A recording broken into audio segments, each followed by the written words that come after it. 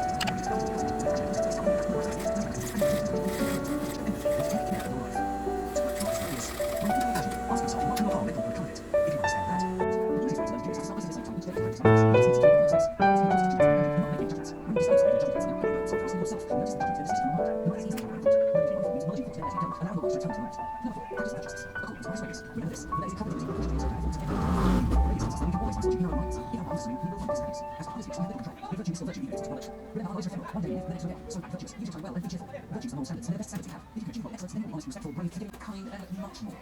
Virtues are positive traits. So those people that have reached moral excellence are focused on doing what's right.